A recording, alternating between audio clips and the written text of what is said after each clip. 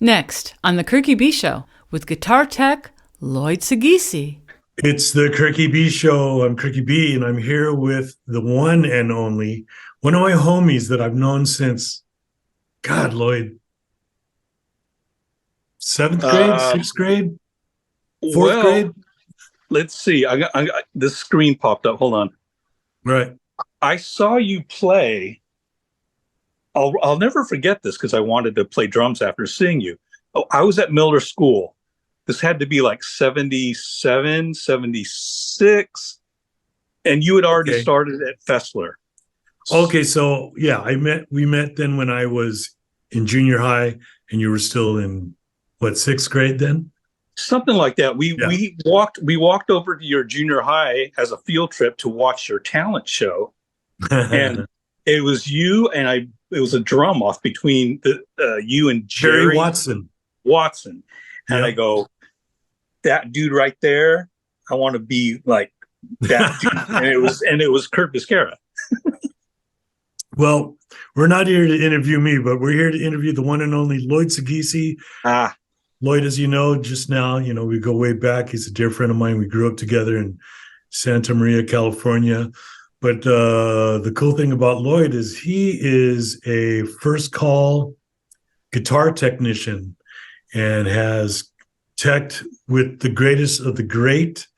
Also has worked in the music industry with all the top manufacturers such as Fender, Jens Benz. Didn't you work over at Valley Arts Guitar as well? that was my first gig in LA. I Okay. think I was 22 years old. All right. I just got out of finished up at Grove School of Music, and I was still taking classes there. But one of the instructors at Grove said, "Hey, Valley Arts needs. They're expanding the manufacturing into North Hollywood. Why don't you go? You should probably check it out." Wow. And then I met Mike McGuire and Al Carness and Martin Miranda, and I started work like that same week. Wow. That's So incredible.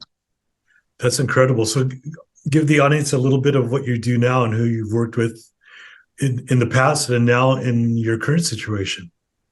well, I've been touring, I think about 11 years now. First tour was No Doubt. Good old Tom DeMont. He needed someone to fill in for his regular tech, Donnie. Donnie's been with him since the Van days. He couldn't do this promo run. So Tom said, "Hey, I know it's a lot to think about, but if you'd like to fill in for Donnie for a few months, we're going to do North America and Europe." I'd never been to Europe before until I toured with No Doubt. And off we went. Wow. Yeah. That's cool. So that was your first like big tour then. Yes. Yes. It was a little promo tour, but I got to see a lot in those few months. It was a terrific experience, and we had a great crew. Other backline guys and audio. They were really helpful because they knew it was my first time being out there, so it worked out. And now you're a veteran. Well, if 11 years is a veteran, so be it. But man, I've gotten to work with so many people who've been at it so much longer than me, and there's something to learn every minute. 11 days is a veteran. There's a lot to learn, man. But Yeah, but true. before No Doubt, uh, where did you work? I know you just mentioned Valley Arts, but after Valley Arts, then what did you get into? Um, After Valley Arts, I was let's see, they were Command West Coast or Coast Wholesale at the time. They needed to add somebody to the repair department, and it was, it's.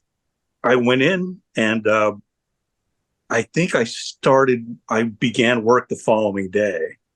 At the time, I was still living in North Hollywood, so it was a bit of a commute, and I eventually wound up in the South Bay, and I never left.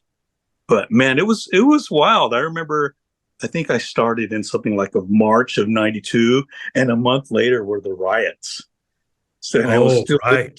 still living in North Hollywood. Wow. So it was pretty wild. Yeah, but again, I was with that company for about 20 years. Setups, repairs. That's where I started. Then they brought me in on artist relations. Um, a man named David Vincent, who I'm still very close with, he managed, and he still manages to this day, Takamine. Oh, okay. And I was already doing a lot of work for his artist setups anyway. So he says, "Hey, look, I'm going to open up an office in Nashville. Why don't you?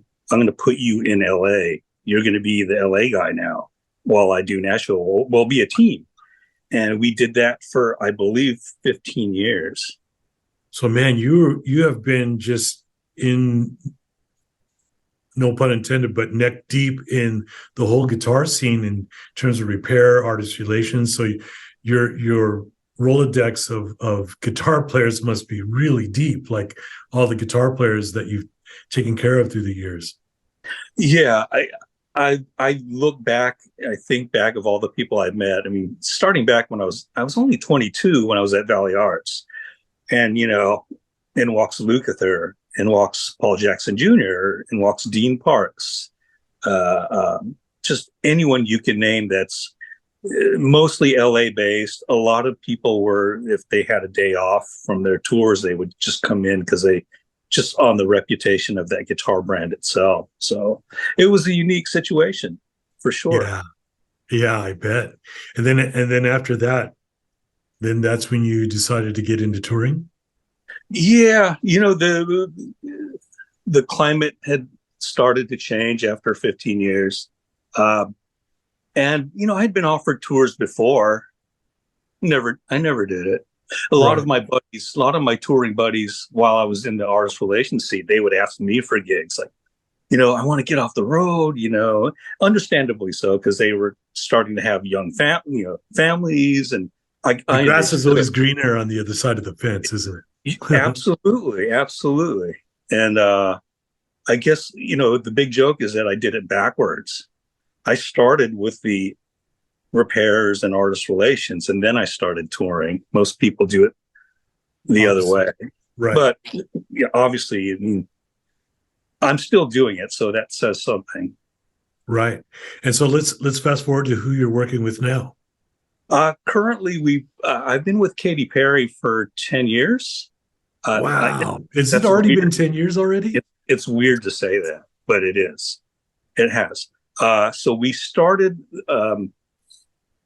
during the pandemic. There were a couple one-off things here and there, like acoustic things or whatever. But we started the residency called Play, which is in Vegas. Mm-hmm. We started, I believe the first show was sometime in December of 2021. So we've been there a while now. I just happened to be on a break while we're speaking, and I was offered the gig at The Voice as the bass tech. Wow! So you're doing both Katy Perry and working at The Voice, the TV show. Yes, awesome. I will actually. Yeah, I go in tomorrow morning because we had to tear down the back line for a new stage. They're like changing the stage in the middle of the show. So I'm doing season 25. 24 and 25 are filming concurrently, and I happen to be with the season 25 house band as the bass technician. Wow! So we're right in the middle of this whole strike with the writers and actors. That's not affecting the show whatsoever? No. Fortunately for us, we're real lucky. Now, I don't know how that works. I'm told that, I don't know who or how, who's writing, if there are any writers, but a lot of it seems to be off the cuff anyway. I mean, that's what I gather. Wow. So for those who are watching this right now, give us kind of a synopsis of exactly what you do, because people are like, well, what's a guitar tech? Okay. I know that I didn't know at first, but I know there are those out there watching now going, what does a guitar tech do? Yeah. I've spoken with maybe 200 security guards over the years, and they go, here's the guy that tunes the guitars. And I just nod my head and smile, and I say, thank you. But in a typical day on tour, there's a lobby call. We load in meaning we'll empty the trucks of the back line and audio, and we'll push it out. Usually in the arenas, we have what's called VOMs. They're ports around the perimeter of the venue.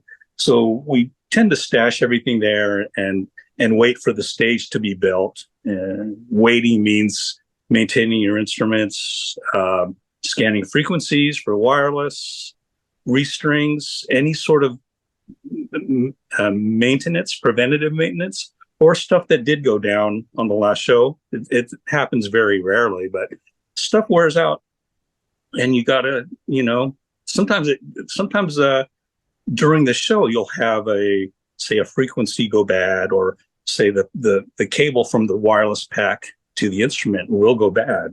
There's a shelf life, a definite shelf life, and sometimes they decide to go bad, and you just got to be, have really good ears and jump on it real fast. So for those who don't know, again, like when you say a pack, is that like is that what it's used so the guitar player could hear, or he could plug his guitar into so he could jump around the stage without a cable? Yeah, sorry about that. Yeah, specifically, no, it's all right. The transmitter pack that takes the signal from the instrument and goes to the receiver and your amplifier and effects and all that good stuff. Sometimes the simplest thing like a cable can go bad. Right. Yeah. So God, there's a lot of pressure on your job then to make sure not only technically that the guitar player's gear is working, his amplifiers, his guitars are in tip-top tuning, his comfort on stage. Now, has there ever been a situation where the guitar player was unable to play and you had to step in and maybe just plug in backstage and continue the song without him? No, that's never happened. The most I've played, the most I've ever played was literally during sound checks or line checks, rather. Yeah, but no, okay. I've worked with some tremendous guitar players and tremendous bands. Yeah. It's crazy the level of talent, and I know with doing these pop gigs, for lack of a better word, people are surprised, number one, that there's an actual band up there, number one. Number two, the process of, there's audition, you have to audition for these things. A lot of people, they don't even think about that. And with both the house band at The Voice and Katie's touring band, they're pretty incredible. I mean, you could look up any of their names and it's like, oh yeah, all of them. Oh, now for those who are watching this and that are thinking, wow, I would love to be a guitar tech, what would your top 5 things you would say to someone that wanted to come up and do this as a profession? What would you say? Oddly enough, I was just talking to our PA over at The Voice. He's a young guy. We call him a kid, but he's not a kid. His name's Wyatt. And he was asking me that literally 24 hours ago. And I said, I would get into audio. And that might sound odd, but you'll learn a lot of things. They're the guys and girls they're the ones who are really into the wireless scanning. You'll learn signal chain and just building racks and just everything. It's a huge overview, and I think the audio world, it's somewhat overlooked by if you're a new, a guitar player or a guitar tech, maybe you haven't toured. It's pretty incredible, the knowledge that they hold and the experience. But what if there's someone out there that's like, man, I love guitar. eat, live, and breathe guitar, and I would love to go on tour with someone like Katy Perry or Dua Lipa or BTS and Guitar Tech. What would, Mhm. what would you tell them? Well, I kind of started off the same way. Just guitar was and is everything, you know. Um, mm, Learn as much as you can about guitar setup, and maintenance, and repairs. You'll be dealing with a lot of electronics.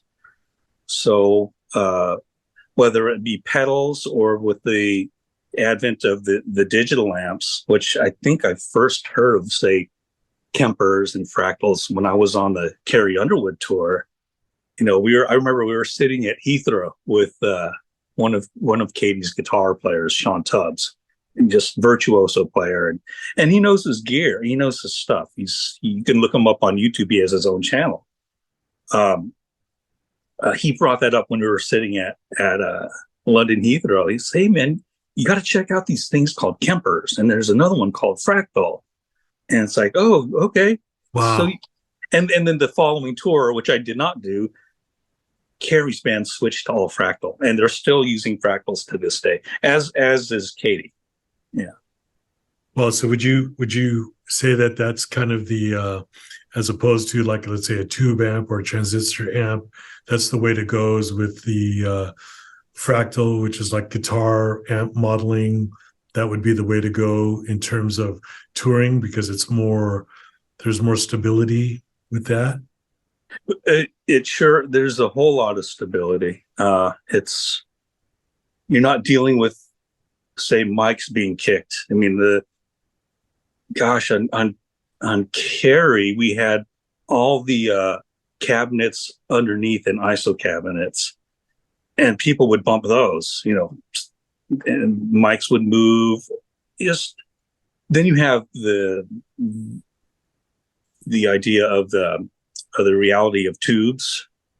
I mean, I'm born in '66, so you know, you're not going to get me away from tube amps.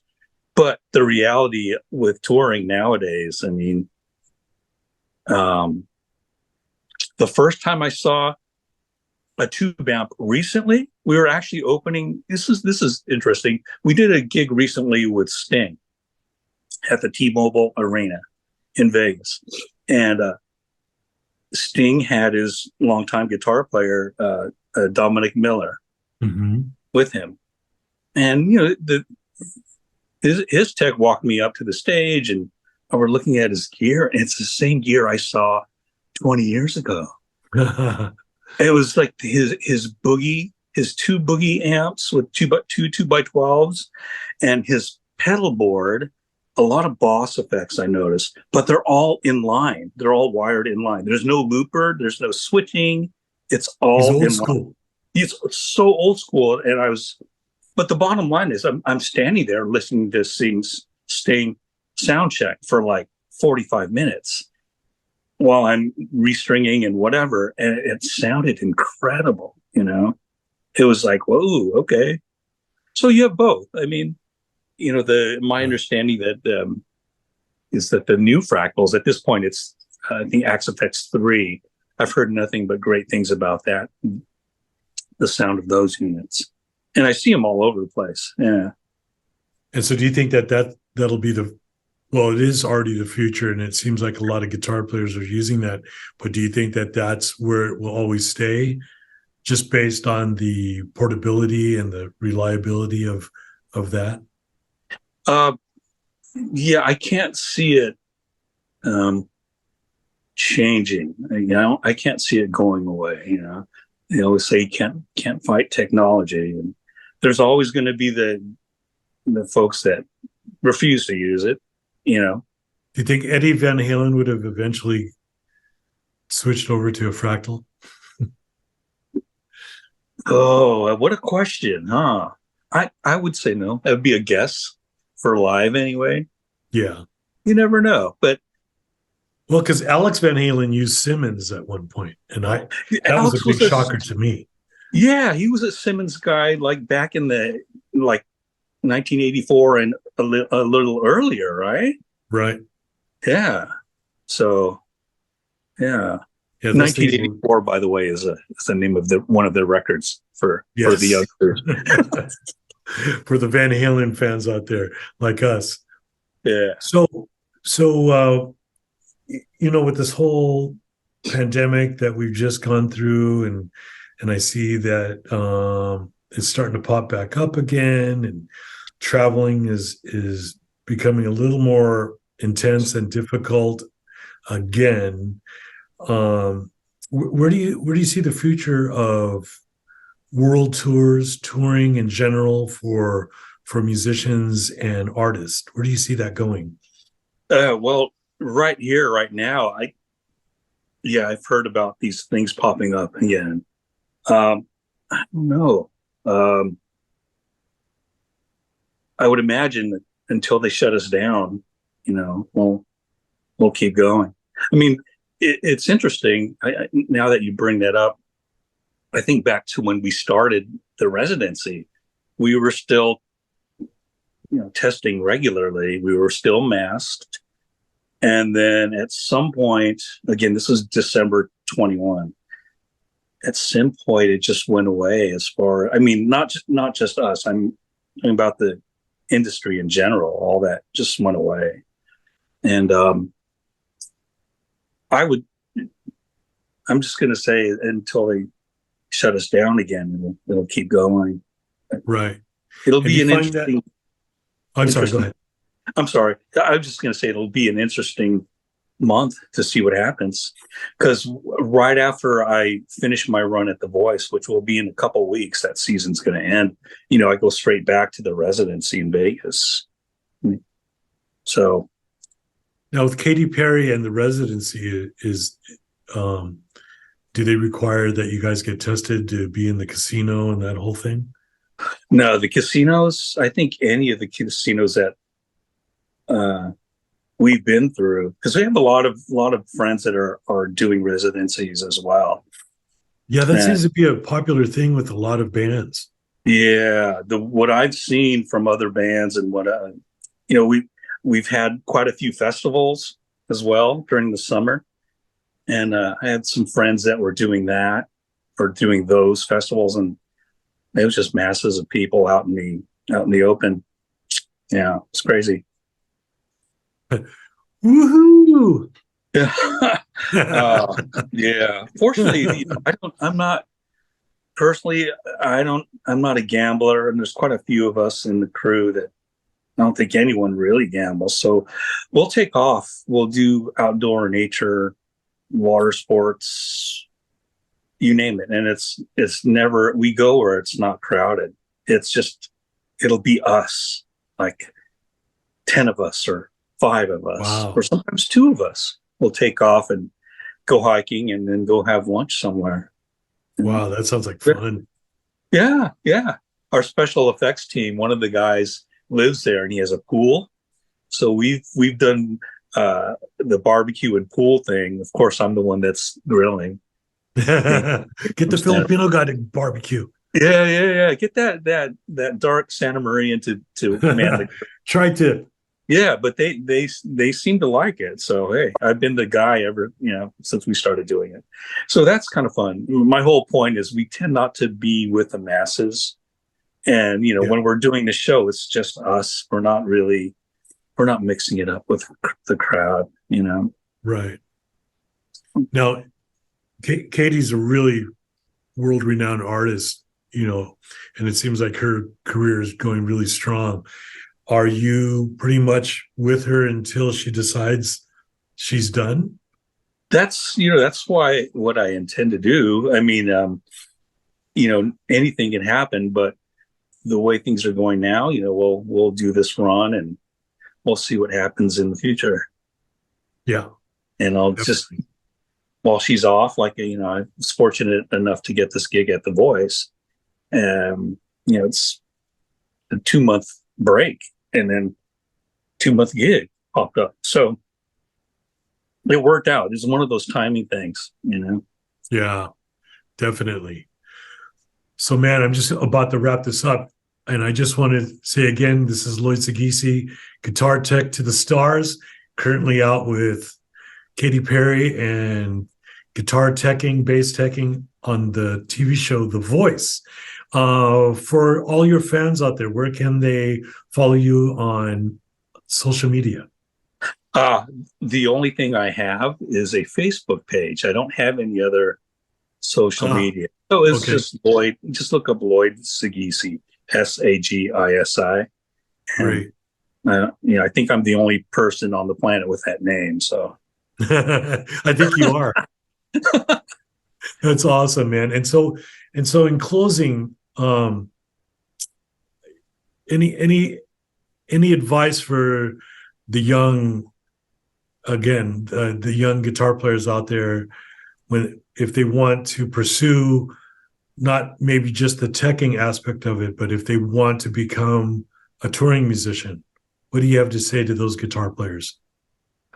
I guess just like anything else in life, you can never know too much, right? Get your feet wet in all sorts of. There are many facets in the music business. Playing being one of the great ones, but I would say, outside of, again, you can never know too much, but you learn from other people, and it's an old saying: you learn what to do and what not to do.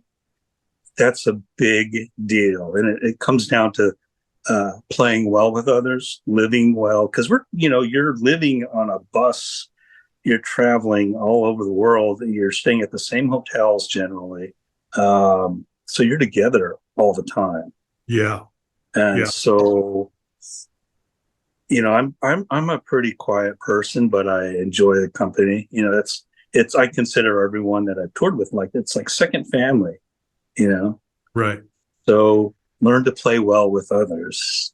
Yeah, I was told that by a dear friend of mine who's a tour manager. He said, the 2 hours that you spend on stage, that's a given. That's the one that you could do the easiest. It's the other 22 hours. Yeah. That's the hardest, which is, being able to get along with, other people and to be able to travel well and to be part of a traveling circus, if you will, and to make things as easy as possible. Yeah. When your bus breaks down, and they do, you can either be the guy that's making jokes and making light of the whole situation and maybe helping someone out, or you could be the guy that's pissed that the bus broke down and making this whole cloud around you a toxic area. I've never been like that to begin with, so. Right. It helps to have a really good sense of humor, and trying to help others. Maybe they need help carrying all their bags. I don't know. Make things good. Make things good for around you for other people. So it's a lot of basic social skills that makes it all worth the while. Then, yeah, and it just makes everything about it just a better package. Put it that way. Yeah. Well, there you have it, everybody. The one and only Lloyd Sagisi. Good to see you, Lloyd. Thank you so much for doing this, man. You got it. Let's go skateboarding. Yes, sir. Let's do it. Okay. All right, people. Cricket B Show. Peace out. Bye.